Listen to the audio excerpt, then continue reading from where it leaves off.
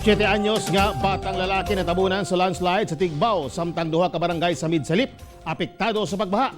Ani ang detalye sa report ni Argil Relator. Patay ang usa ka 7 anyos nga batang lalaki, human natabunan sa landslide sa Purok 4 Barangay Lakupayan sa Tigbao, Zamboanga del Sur, Miyerkules sa hapon. Giila ang biktima nga si Mark Anthony Ubang.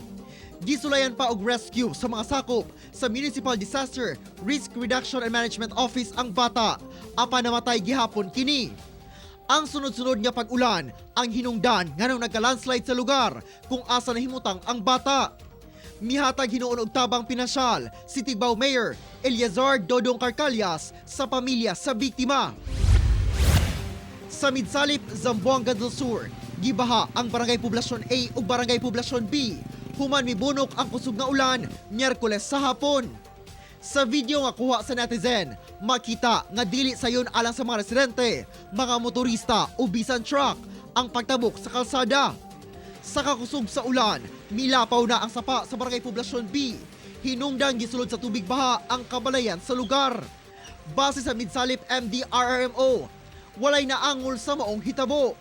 Bisan gila umang mugawas na sa Philippine Area of Responsibility ang bagyong Ophel ugma, dili gihapon magkumpiyansa tungod makaapekto gihapon sa kahimtang sa panahon sa Mindanao ang hanging habagat nga posibleng makamugna og localized thunderstorms nga moresulta sa kusog nga ulan ug hangin.